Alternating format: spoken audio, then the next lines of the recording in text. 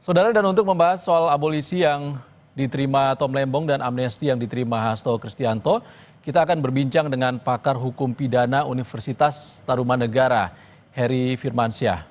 Selamat siang, Mas Heri. Selamat siang, Mas Iksan. Assalamualaikum warahmatullahi wabarakatuh. Mas Heri, Ya, suara saya clear, Mas? clear terdengar Oke, Mas suaranya. Heri. Oke, Mas Heri, keputusan atau surat dari Presiden Prabowo Subianto pemberian kepada 1.000 lebih dan dua diantaranya adalah Tom Lembong dan juga Sekjen PDIP Hasto Kristianto ini mendapat kritik juga dari banyak pihak. Anda melihatnya seperti apa? Ya, menurut saya sah-sah saja ya, ada pendapat yang terbelah dan memang itu di dalam ranah negara demokrasi wajib hukumnya fardhu ain untuk dilakukan ya. Karena memang ini sebagai eh, pengingat kepada semua bahwa setiap kebijakan yang digulirkan itu tentunya berhadapan-hadapan dengan rakyat juga. Walaupun ini kepentingannya hukumnya satu orang, tapi kan kasus ini adalah atensi publik, kemudian kasusnya menggunakan dakwaan undang-undang tindak pidana korupsi. Di sisi yang lain mungkin ada yang beranggapan bahwa bagaimana dengan perkembangan penegakan hukum tindak pidana korupsi kita dan masih ada PR yang belum selesai di sana ya. Mengapa kemudian jalurnya harus lewat amnesti dan abolisi? Mengapa kalau tidak harus di-challenge di upaya hukum normal saja, biasa saja, atau nanti sampai kepada upaya hukum luar biasa? Agar memang terbuka secara terang benderang secara hukum begitu ya. Memang konteks amnesti dan abolisi itu diatur bahkan di Undang-Undang Dasar 1945 kita di pasal 14 ayat 2 di mana amnesti dan abolisi itu hak prerogatifnya presiden. Tapi nanti bisa dikeluarkan itu berdasarkan ujungnya adalah keputusan presiden yang harus juga disampaikan kepada Dewan Perwakilan Rakyat. Uh, jadi mekanisme ini memang secara konstitusional sah gitu ya. Tapi memang di sisi yang lain menjadi catatan karena tadi saya katakan, apakah ini dalam konteks dikeluarkannya keputusan ini selesai di top manajemen yang top level manajemennya. Uh, saya katakan demikian karena misalnya begini, jaksa penuntut umum yang sudah menyidangkan perkara ini berbulan-bulan, yang dengan gagah beraninya mendakwa kemudian menuntut dengan undang-undang tidak pidana korupsi dan bahkan terbukti bersalah di tingkat pengadilan tingkat pertama kan harus dijelaskan juga positioningnya ya. Jangan sampai nanti mereka dianggap tidak bekerja secara profesional dan lain sebagainya. Walaupun mereka menuntutnya sudah selesai sampai di sini, begitu. Memang di kasus Tom Lembong itu dari awal saya juga ketika diundang di beberapa tempat saya sudah sampaikan memang hal yang hampir tidak lazim ditemukan khusus untuk kasus Tom Lembong yang saya bicarakannya karena memang tidak ditemukan adanya mens rea walaupun dalam jawaban teman-teman dari penuntut adalah tidak perlu sebenarnya kerugian negara itu hanya mendapatkan keuntungan untuk dirinya pribadi. Tapi juga ketika dia memberikan keuntungan bagi pihak lain atau manfaat bagi pihak lain, itu juga bisa dikenakan undang-undang tindak pidana korupsi. Oke. Tapi logika ini kan harus dapat dijelaskan. Bagaimana tidak ada mens rea, apakah ada kickbacks-nya begitu ya. Berupa kickbacks-nya berupa apa? Apakah di luar uang itu adalah jabatan dan lain sebagainya. Dan kemudian kalau ada beberapa rangkaian perbuatan yang juga dilakukan oleh pihak yang lain, itu juga harus secara terang benderang dilakukan. Sehingga kita paham kebijakan mana yang bisa mengandung unsur kerugian negara, kita yakin bahwa ini dapat disasar, ditarget dengan undang-undang tindak pidana korupsi, mana yang tidak. Sehingga kemudian ini tidak masuk ke dalam perdebatan ini politis atau tidak, kriminalisasi atau tidak, dan lain Oke. sebagainya. Begitu. Oke, Mas Heri. Baik Ya. Kejagung dan juga KPK yang menindak Tom Lembong dan Hasto Kristianto ini masih akan mempelajari dulu keputusan dari Presiden Prabowo Subianto untuk memberikan abolisi dan juga amnesti. Kita akan tanya kepada jurnalis Kompas TV Rahma Piliang yang saat ini berada di Komisi Pemberantasan Korupsi terkait dengan kabar terkini dari sana. Rahma, apakah Hasto sudah bebas?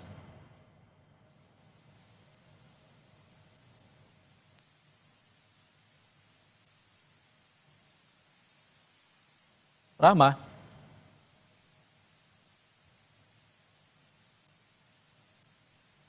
dari rutan KPK atau dari gedung KPK begitu. Dan hingga saat ini memang Ihsan dan juga saudara, kami tadi juga sudah menanyakan kepada juru bicara KPK Budi Prasetyo dan menyebutkan bahwa memang tadi sempat dari Hasto Kristianto atau Sekjen PDI Perjuangan ini keluar sebentar, tapi ini keluarnya bukan keluar bebas begitu ya. Keluar bebas begitu ya, Ihsan, karena hanya untuk pergi berobat saja di rumah sakit dan kembali ke rutan KPK sekitar pukul 10:45 waktu Indonesia Barat. Dan hingga saat ini memang Ihsan dan juga saudara, kami masih menunggu kapan dari KPK ini membebaskan atau Hasto Kristianto ini bebas dari rutan KPK ini. Dan kami sempat menanyakan tadi kepada juru bicara KPK dan juga disebutkan bahwa Ihsan hingga saat ini dari KPK ini belum menerima surat keputusan yang disebutkan Hasto Kristianto ini menerima amnesti dari Presiden Prabowo Subianto. Dan juru bicara KPK Budi Prasetyo menyebutkan kalau sekiranya dari surat tersebut telah diterima KPK, maka KPK ini akan langsung membebaskan atau langsung memproses pembebasan Hasto Kristianto, dan maka hukum terhadap Hasto Kristianto ini sudah dihentikan begitu, Ihsan dan juga saudara. Tapi hingga kini belum ada informasi kalau dari KPK ini sudah menerima surat Kepres, maksud kami begitu ya, Ihsan. Dan hingga saat ini kami masih menunggu apakah akan diberikan hari ini dan akan dibebaskan Hasto Kristianto langsung hari ini atau kapan, kami masih harus perlu mengkonfirmasi kembali, Ihsan. Baik, KPK hingga saat ini belum menerima surat terkait dengan amnesti yang diberikan Presiden Prabowo kepada Hasto Kristianto. Terima kasih, Rahma dari gedung KPK. Kita bergeser ke rutan Cipinang. Ada jurnalis Kompas TV Clara di sana yang saat ini mengabarkan kondisi terkini penjemputan Tom Lembong oleh sahabatnya Anies Baswedan dan juga istrinya Siska Wiharja yang menjemput ke rutan Cipinang. Clara, apakah Tom Lembong sudah proses dibebaskan? Ya, Ihsan dan juga saudara, saat ini berdasarkan keterangan informasi dari kuasa hukum Thomas Trikasi Lembong yaitu Ari Yusuf Amir mengatakan memang proses administrasi ini tengah berjalan untuk pembebasan dari Tom Lembong sejak tadi diberikan keterangan sekitar pukul 11 siang. Dan hingga saat ini masih menunggu terkait dengan proses administrasi yang tengah berjalan, dan sama-sama kita akan menantikan apakah kemudian akan dibebaskan segera ataupun pada jam berapa, ini masih dinantikan bersama-sama. Namun Ihsan dan juga saudara, seperti yang terlihat saat ini di belakang saya ini sudah sangat ramai dengan simpatisan kepada mantan Menteri Perdagangan Thomas Trikasi Lembong yang sama-sama mengawal untuk kemudian menantikan juga bersama-sama Tom Lembong ini keluar ataupun dibebaskan dari penjara. Dari pantauan kami, Ihsan dan juga saudara, simpatisan ini mulai berdatangan sejak pukul 9 pagi tadi, dan semakin siang ini semakin ramai simpatisan yang datang. Ini salah satunya dari Gerakan Masyarakat Indonesia yang tengah menanti dari pagi hari hingga siang ini di depan pintu masuk dari rutan kelas 1 Cipinang, Jakarta Timur. Ihsan. Selain Anies Baswedan dan juga istri dari Tom Lembong ini, siapa lagi tokoh yang Anda bisa lihat menjemput Tom Lembong hari ini? Yang tadinya mereka sempat berjalan. Ihsan dan juga saudara, maaf Ihsan, saya tidak terlalu mendengar suara Anda dengan jelas, namun saya akan menggambarkan kembali situasi saat ini. Selain telah ramai dihadiri oleh simpatisan yang setia menanti Tom Lembong untuk kemudian keluar dari rutan Cipinang, Jakarta Timur, memang hari ini direncanakan ataupun diperkirakan Tom Lembong akan bebas. Berdasarkan keterangan kuasa hukum, memang untuk proses administrasi ini sedang berjalan, dan tadi dari kuasa hukum juga telah mengatakan bahwa ada pesan yang disampaikan oleh Tom Lembong, yaitu ia menyampaikan terima kasih baik kepada masyarakat juga kepada seluruh tokoh yang telah memberikan dukungan kepadanya. Ihsan. Oke, tadi Rahma Piliang mengabarkan kalau KPK belum menerima surat terkait dengan amnesti yang diberikan Presiden kepada Hasto Kristianto. Bagaimana dengan Kejaksaan Agung, Carla?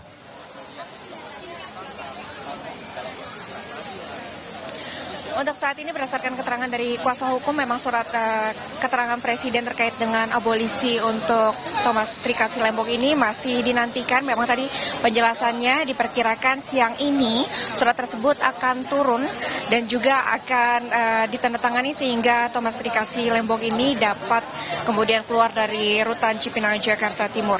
Tadi juga sempat disampaikan terkait dengan abolisi ini memang Ihsan dan juga saudara, untuk abolisi sendiri ini adalah proses penghentian proses hukum yang tengah berjalan ataupun dalam kasus ini telah mencapai vonis untuk kasus dari dugaan korupsi impor gula yang melibatkan Thomas Trikasi Lembong.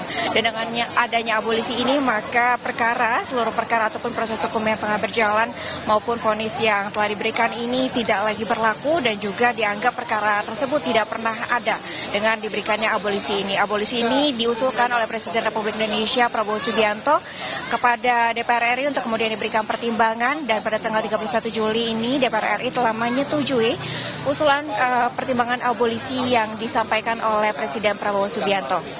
Namun Ihsan dan juga saudara, untuk proses pembebasannya ini memang membutuhkan proses administrasi. Salah satunya adalah turunnya surat keputusan Presiden terkait dengan abolisi yang saat ini juga masih dinantikan untuk kemudian diberikan kepada rutan Cipinang, Jakarta Timur, sehingga nantinya menjadi syarat untuk pembebasan dari Tom Lembong. Ihsan. Jurnalis Kompas TV Claudia Carla, kami masih menantikan informasi Anda dari rutan Cipinang. Terima kasih Carla. Saudara, kita masih membahas terkait dengan amnesti dan abolisi yang diberikan oleh Presiden Prabowo Subianto bersama dengan pakar hukum pidana Universitas Tarumanegara, Heri Firmansyah. Mas Heri masih bersama kami? Ya, masih San. Mas Heri, ada dua hak prerogatif Presiden Prabowo yang diberikan, adalah abolisi dan juga amnesti kepada dua orang yang berbeda. Kenapa harus berbeda? Ya, memang ada dua, bahkan ada gerasi ya dalam hak prerogatif presiden itu ya. Kalau tadi sudah dijelaskan, saya dengar tadi sudah cukup padat ya, bahwa bicara tentang abolisi itu berarti proses penghentian penuntutan terhadap perkara itu dihentikan secara keseluruhan gitu ya. Sedangkan amnesti lebih kepada akibat hukum yang dihentikan. Nah, kalau amnesti ini bisa saja ketika orang itu sudah menerima vonis ataupun kemudian dia masih mau mengajukan upaya hukum lainnya ke depan gitu. Ini masih terbuka peluang itu dan kemudian dihentikan. Ada katakanlah pengampunan lah ya, permaafan dari seorang presiden. Nah, tapi memang ada beberapa catatan ya, mengapa kemudian opsinya, pilihannya harus mengambil opsi menggunakan hak prerogatif presiden tadi.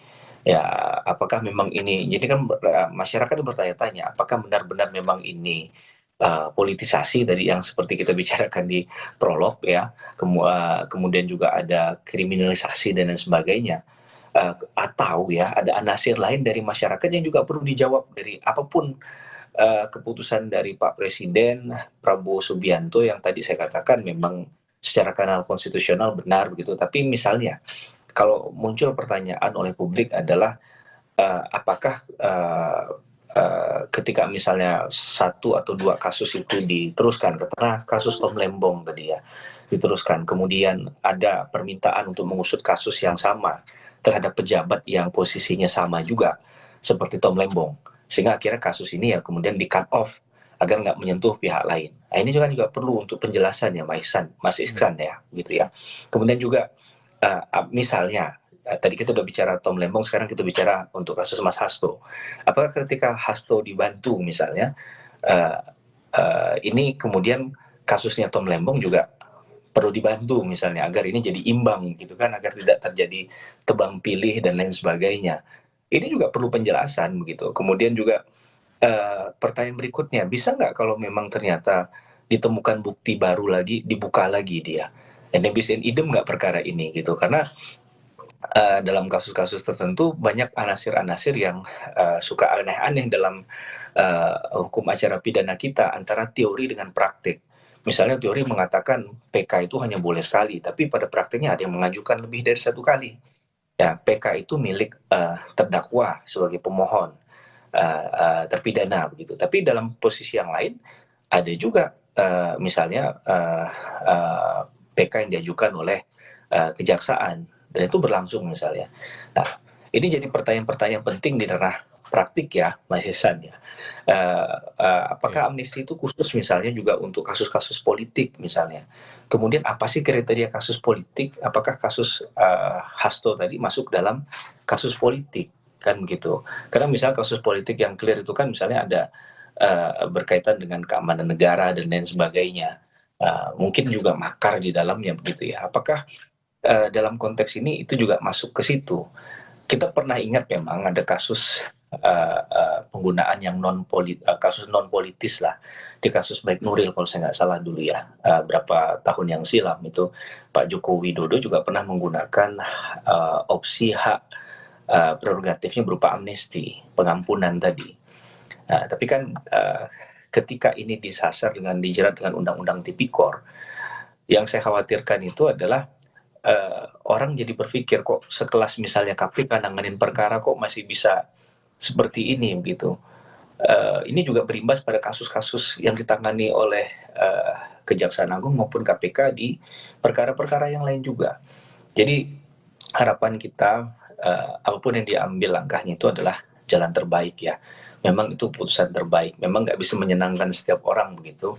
Dan tentu ini pasti membahagiakan sekali buat Tom Lembong dan keluarga begitu ya, dan juga Mas Hasto dan keluarga begitu kan. Tapi di sisi yang lain masih banyak juga yang sebenarnya celah atau lubang yang ditemukan dalam pendekatan kebijakan ini ya, yang perlu dijelaskan pemerintah.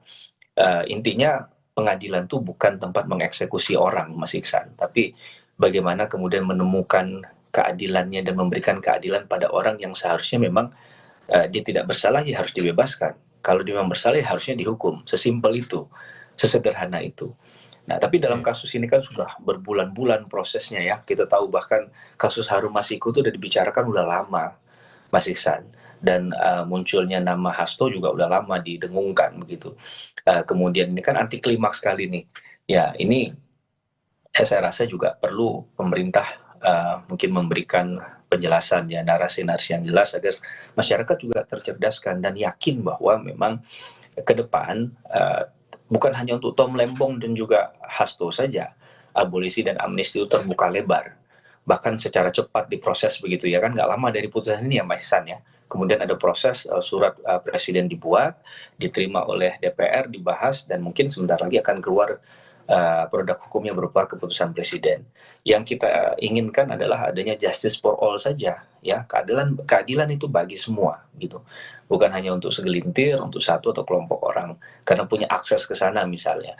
Kalau saya dari sisi netral melihat itu dan tidak berusaha untuk lebih jauh mengkritisi bahwa apakah ini benar atau tidak, tapi hal-hal yang mungkin saja muncul ya dari konteks masyarakat inilah yang saya rasa perlu untuk mendapatkan hak hukumnya ya, informasi yang tepat, yang sesuai ya, mengapa kemudian pilihan-pilihan tadi dilakukan gitu, karena kasusnya sudah menyita perhatian publik sudah terlalu lama begitu ya.